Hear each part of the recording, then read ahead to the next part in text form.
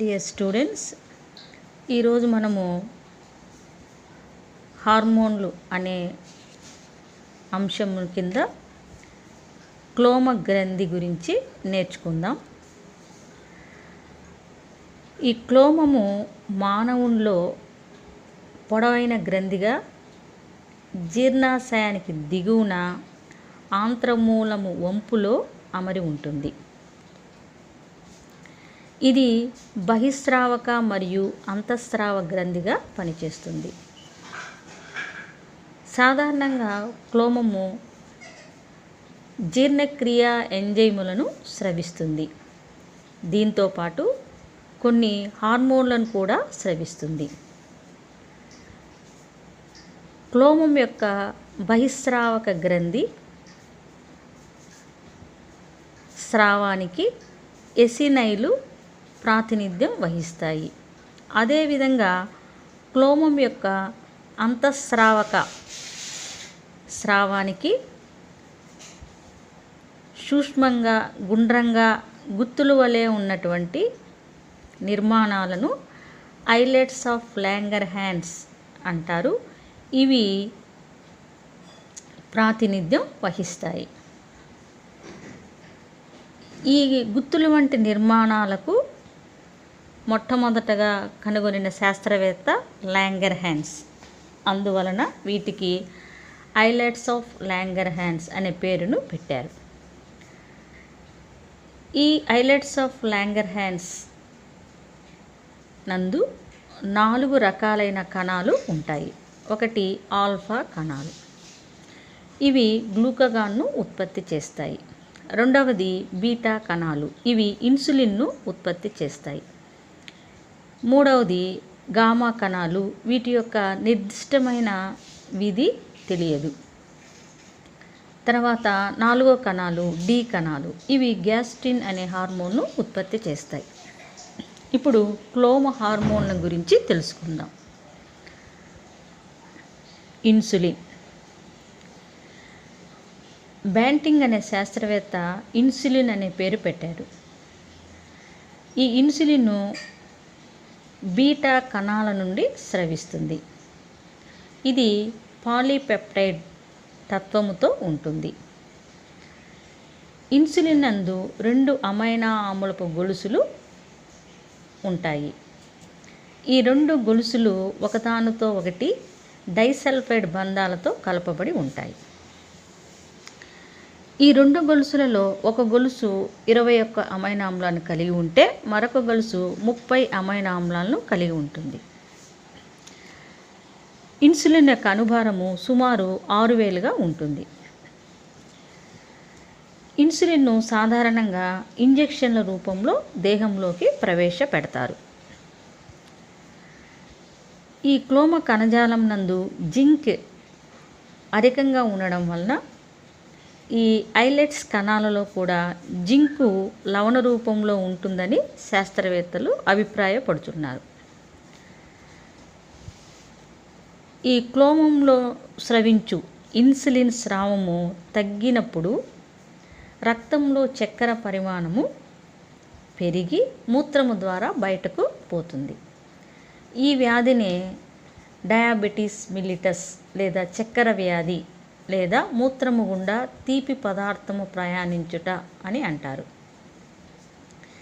ఈ వ్యాధిని తగ్గించడానికి ఇన్సులిన్ ఇంజెక్షన్ను ఇస్తారు. ఇప్పుడు ఇన్సులిన్ యొక్క విధుల గురించి తెలుసుకుందాం. ఇన్సులిన్ హైపోగ్లైసిమిక్ హార్మోన్, అనగా రక్తంలో చక్కెరను తక్కువ ఉండేటట్లుగా చేస్తుంది. ఇది గ్లూకోజ్ యొక్క వాడుకను పెంచుతుంది, గ్లైకోలసిస్ను ప్రేరేపిస్తుంది, అంటే చక్కెర వినియోగాన్ని పెంచుతుంది. గ్లైకోజెనిసిస్ను ప్రేరేపించి ఈ కండరాలలోని మరియు కాలేయంలోని చక్కెర మరియు లాక్టేట్స్ నుండి గ్లైకోజన్ సంశ్లేషణను పెంచుతుంది. క్రొవ్వులు మరియు ప్రోటీన్లను గ్లూకోజ్గా మారుస్తుంది. దీనిని గ్లూకోనియోజెనిసిస్ను నిరోధిస్తుంది.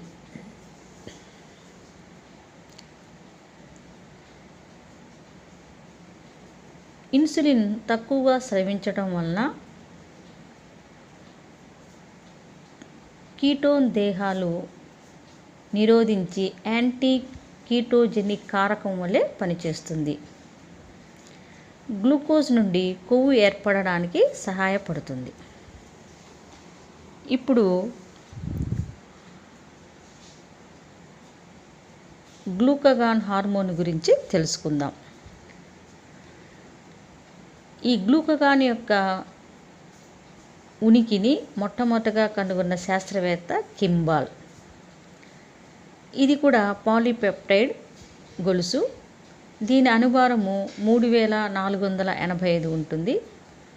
ఇది ఆల్ఫా కణాల నుంచి స్రవిస్తుంది. దీనిలో 29 అమైనో ఆమ్లాలు కలిగి ఉండి ఒకే గొలుసును కలిగి ఉంటుంది. ఈ గ్లూకగాన్ అనేది డయాబెటోజెనిక్ హార్మోన్ అనగా హైపర్ గ్లైసెమిక్ కారకము.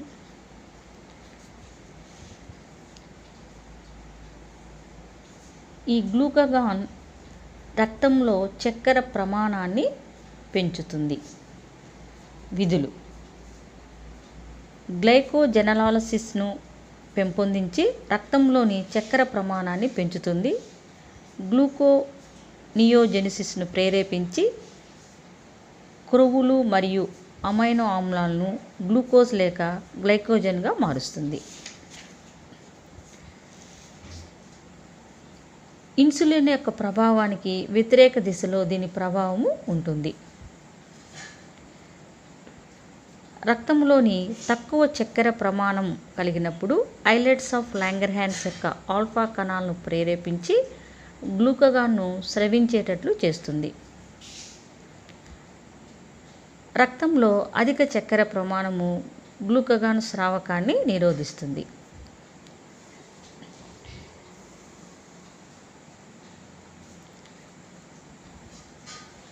ఇప్పుడు మనము పారాథైరాయిడ్ గ్రంథి గురించి తెలుసుకుందాం. మానవుల్లో పారాథైరాయిడ్ గ్రంథులు అండాకార నిర్మాణంలో ఉండి 4 ఉంటాయి. ఇవి వాయునాళానికి ఇరువైపులా ఒక్కొక్క జత చొప్పున థైరాయిడ్ గ్రంథికి అంటుపెట్టుకొని ఉంటాయి. ఈ గ్రంథులు చేపలలో తప్ప మిగిలిన అన్ని సకశేరుకాల్లో ఉంటాయి. ఈ గ్రంథులు స్రవించే హార్మోన్లు. 2 రకాలైన హార్మోన్లు పారాథైరాయిడ్ గ్రంథుల నుంచి స్రవిస్తాయి. ఒకటి పారాథార్మోన్, 2 క్యాల్సిటోసిన్. పారాథార్మోన్ ఇది పాలీపెప్టైడ్. ఇది 17 అమైనో ఆమ్లాలను కలిగి 1500 వరకు అణుభారంను కలిగి ఉంటుంది. దీనిని నోటి ద్వారా కూడా గ్రహించవచ్చును. పారాథార్మోన్ యొక్క విధులు: ఆస్టియోబ్లాస్టిక్ క్రియాశీలతను ప్రేరేపించి అస్థుల కాల్సిఫికేషన్కు ఈ హార్మోన్ తక్కువ మోతాదులో కూడా బాధ్యత వహిస్తుంది. పారాథైరాయిడ్ న్యూనతలో కండరంలోని క్రియేటిన్ ఫాస్ఫేట్ తగ్గడం వలన పారాథైరాయిడ్ గ్రంథి క్రియేటిన్ జీవక్రియను ప్రేరేపిస్తుంది. రక్తంలోని కాల్షియం స్థాయిని సమర్థవంతంగా క్రమపరిచి సోడియం మరియు పొటాషియంల మధ్య నిర్దిష్టమైన సమతాస్థితిని కాపాడుతుంది. ఆహార నాళం ద్వారా కాల్షియం శోషణను పెంచుతుంది. పారాథార్మోన్ క్రియాశీలత ఎక్కువైతే మూత్రపిండాలలో ఫాస్ఫేట్ పునఃశోషణ నిరోధించబడుతుంది. పారాథైరాయిడ్ గ్రంథి యొక్క ప్రభావాలు: హైపర్ పారాథైరాయిడిజం. పారాథార్మోన్ అధికంగా స్రవిస్తే కాల్షియం స్థాయి పెరుగుతుంది. ఈ వ్యాధి స్త్రీలలో 20 సంవత్సరాల నుండి 40 సంవత్సరాల వయస్సు కలవారిలో కనిపిస్తుంది. వ్యాధి లక్షణాలను గమనిస్తే ఈ వ్యాధిగ్రస్తులు బలహీనతతో, కండరాలు, శరీర నొప్పులు మరియు తిమ్మిర్లతో బాధపడుతూ ఉంటారు. బలహీనంగా బాధాకరంగా ఉండి కండరాలు మృదువుగా మారుతాయి. నాసియా, వాంతులవ్వడం, ఆకలి లేకపోవడం, బరువు తగ్గిపోవడం జరుగుతుంది. నడవడం కష్టంగాను, ఉదర వెన్ను బాధలకు గురి అవుతారు. మూత్రపిండాలలో కాల్షియం నిల్వలు చేరతాయి. మూత్రము బయటకు విసర్జించటం మరియు మలబద్ధకం పెరుగుతుంది. ఊపిరితిత్తుల్లో కాల్షియం నిల్వలు చేరి డిస్పోనియాకు దారితీస్తుంది. పిండాలలో కాల్షియం నిల్వలు చేరి క్యాల్సినోసిస్కు దారితీస్తుంది. ధమనులలో కాల్షియం చేరి రక్తపీడనము అధికం చేస్తుంది. దీని నివారణకు మందులేమీ లేవు. అధిక క్రియాశీలత కలిగిన పారాథైరాయిడ్ కణజాలంను శస్త్రచికిత్స ద్వారా తొలగించుట సరైన పద్ధతి. పారాథైరాయిడ్ న్యూనత. పారాథార్మోన్ తక్కువ ప్రమాణంలో స్రవించడం వల్ల రక్తంలోని కాల్షియం స్థాయి తగ్గిపోవడం, ఫాస్ఫేట్ గాఢత పెరగడం జరుగుతుంది. పారాథైరాయిడ్ న్యూనత సమయంలో కండర క్రియేటిన్ ఫాస్ఫేట్ అదృశ్యమవుతుంది. రక్తంలో కాల్షియం తగ్గటం మరియు ఫాస్ఫేట్ గాఢత పెరగడం క్లినికల్ సిండ్రోమ్ యొక్క టెటానిక్కు దారితీస్తుంది. ఈ టెటానీ వ్యాధి ఈ క్రింది లక్షణాలను కలిగి ఉంటుంది. నాడీ కండర క్షోభ్యత పెరుగుతుంది. రక్తం యొక్క సీరం కాల్షియం 10 mg నుండి 6 mgకు పడిపోతుంది. మూత్రంతో పాటు తక్కువ కాల్షియం మరియు ఫాస్ఫరస్లు విసర్జితమవుతాయి. కండరం యొక్క క్రియాటిన్ ఫాస్ఫేట్ ప్రమాణము తగ్గి గ్వానిడిన్ దేహాలు కనిపిస్తాయి.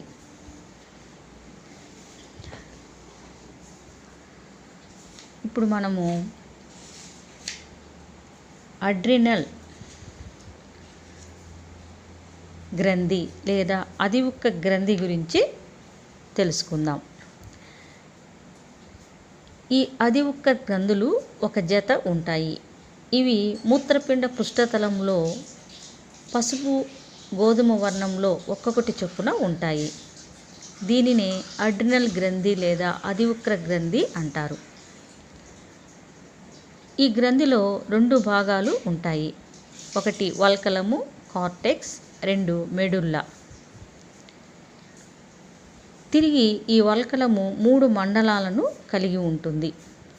జోనా గ్లామెరులోసా, జోనా ఫాసిక్యులేటా, జోనా రెటిక్యులారిస్.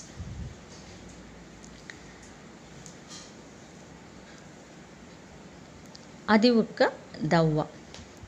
ఇది బూడిద వర్ణంలో ఉండి బహిస్త్వచం నుండి ఏర్పడుతుంది. దవ భాగము క్రమరహితంగా అమరిన కణికాయుత కణాలను కలిగి క్రోమోఫిల్ కణికలతో కూడి ఉంటుంది. ఇది నాడీ కణజాలముతో కూడి ఉంటుంది. ఎఫినెఫ్రిన్, అడ్రినాలిన్ సంశ్లేషణకు అధివృక్క దవ్వ బాధ్యత వహిస్తుంది. అధివృక్క వల్కలము. ఇది ఎరుపు గోధుమ వర్ణంలో ఉండి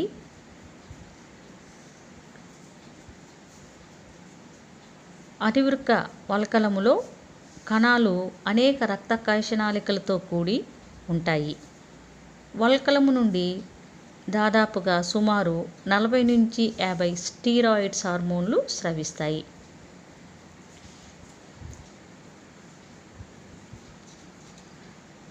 అధివృక్క వల్కలము మరియు దాని హార్మోన్లు. వల్కలం నుండి స్రవించే హార్మోన్లు స్టీరాయిడ్ తత్వంతో ఉంటాయి. పిట్యూటరీ గ్రంథి నుండి స్రవించిన అడ్రినోకార్టికోట్రోఫిక్ హార్మోన్ ఆధీనంలో ఇవి నియంత్రించబడతాయి. ఈ హార్మోన్లు క్రింది విధంగా విభజించవచ్చును. గ్లూకోకార్టికాయిడ్స్. ఈ హార్మోన్ ప్రభావము కార్బోహైడ్రేట్లు మరియు ప్రోటీన్ల జీవక్రియపై ఉంటుంది. రక్తంలో సాధారణంగా కనిపించే గ్లూకోకార్టికాయిడ్స్ కార్టిసోన్, కార్టిసాల్ మరియు హైడ్రోకార్టిసాన్. విధులు. కార్బోహైడ్రేట్ల జీవక్రియపై ప్రభావాన్ని కలిగి గ్లూకోనియోజెనిసిస్కు దారితీస్తుంది. కాలేయంలో ప్రోటీన్లను గ్లూకోజ్గా మార్చి హైపర్గ్లైసిమియాకు ఏర్పరుస్తుంది. కండర గ్లానిని ఆలస్యం చేస్తుంది. శరీరంలో NaClH2Oను ఉంచుకొని పొటాషియం మరియు ఫాస్ఫేట్ను విసర్జనను చేస్తుంది. ఇవి యాంటీ ఇన్ఫ్లమేటరీ హార్మోన్లుగా పనిచేస్తాయి. మినరల్ కార్టికాయిడ్స్ ముఖ్యమైన స్టీరాయిడ్ హార్మోన్లు. దీని ప్రభావము లవణాలు మరియు నీటి సమతాస్థితి మీద ఆధారపడి ఉండటం వల్ల దీనిని మినరల్ కార్టికాయిడ్ అంటారు. విధులు: శరీర ద్రవాల్లో సోడియం క్లోరైడ్ మరియు నీటిని నిల్వ ఉంచుకొనుటకు సహాయపడతాయి. మినరల్ కార్టికాయిడ్స్ తక్కువగా స్రవించడం వల్ల హైపోనాట్రీమియా మరియు అల్పతన్యతకు దారితీస్తుంది. హైపోటెన్షన్. మినరల్ కార్టికాయిడ్స్ ఎక్కువగా స్రవించడం వల్ల హైపర్నాట్రీమియా మరియు హైపర్ టెన్షన్కు దారితీస్తుంది. రక్తపీడనాన్ని క్రమపరుస్తుంది. యవ్వన జంతువులలో పెరుగుదలను ప్రేరేపిస్తుంది. కొన్ని ప్రత్యేక సందర్భాల్లో అధివృక్క వల్కలము ఆండ్రోజెన్లు మరియు ఈస్ట్రోజెన్లు వంటి స్టెరాయిడ్లను స్రవిస్తాయి. స్త్రీ జీవుల్లో అధివృక్క వల్కల కణితల వల్ల పురుష లక్షణాలైన గడ్డము, గంభీర స్వరము ఏర్పడతాయి.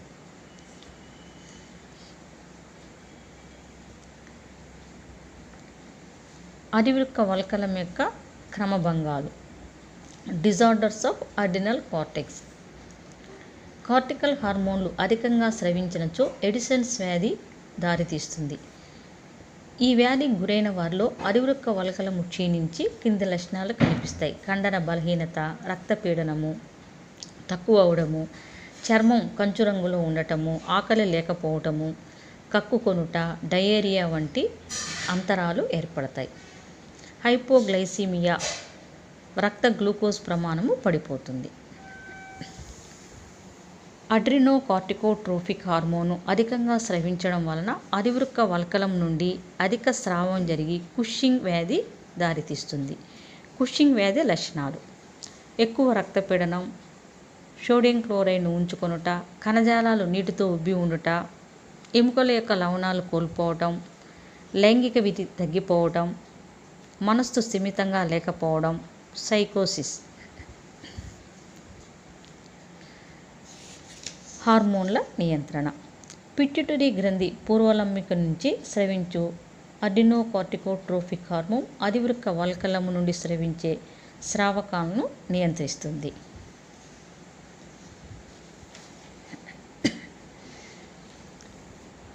అధివృక్క దవ్వ. అధివృక్క దవ్వ నుండి 2 హార్మోన్లు స్రవిస్తాయి. అవి ఎఫినెఫ్రిన్ లేదా అడ్రినాలిన్ మరియు నార్ ఎఫినెఫ్రిన్ లేదా నార్ అడ్రినలిన్. ఇది సరళమైన హార్మోను. దీనిని సంశ్లేషణ వల్ల ఉత్పత్తి చేయవచ్చును. దీనిని సాధారణంగా అత్యవసర హార్మోను, ఎమర్జెన్సీ హార్మోన్ అంటారు. అత్యవసర సమయాలలో భయము, పోరాటము, ప్రకోపము అటువంటప్పుడు ఈ హార్మోన్ అధిక ప్రమాణంలో స్రవిస్తుంది. దీని చర్య వల్ల కాలేయంలో గ్లైకోజన్ విచ్ఛేదనం చెంది రక్తంలో చేరి రక్తంలో చక్కెర స్థాయిని పెంచుతుంది. జంతువులలో అత్యవసర పరిస్థితులను ఎదుర్కోవడానికి అప్రమత్తం చేయటం వలన ఈ హార్మోన్ను పోరాట లేక పలాయన హార్మోన్ లేదా ఫ్లైట్ అండ్ ఫైట్ హార్మోన్ అని కూడా అంటారు. విధులు: రక్తనాళాలను విస్ఫారితం చేస్తుంది. గుండె మరియు అంతరంగాలకు రక్త ప్రవాహాన్ని పెంచుతుంది. శరీరంలో కొన్ని భాగాలకు రక్త ప్రసారం హెచ్చవుతుంది, కొన్ని భాగాలకు తగ్గుతుంది. రక్తపీడనము మరియు హృదయ స్పందన రేటు పెరుగుతుంది. నేత్రం యొక్క కంటిపాప విప్పారితం చేస్తుంది. కండర శక్తిని పెంచి గ్లానిని నిరోధిస్తుంది. కాలేయపు గ్లైకోజన్ను గ్లూకోజ్గా మారుస్తుంది. కండర గ్లైకోజన్ను విచ్ఛిన్నం చేసి లాక్టిక్ ఆమ్లంగా మారుస్తుంది. నార్ అడ్రినలిన్ నిర్మాణరీత్యా నార్ అడ్రినలిన్ ఎడ్రినలిన్తో పోలి ఉంటుంది. విధులు: రక్తపీడనాన్ని పెంచుతుంది, రక్తనాళాల విస్ఫారకం కంటే ముకులం చెందటానికి బాధ్యత వహిస్తుంది.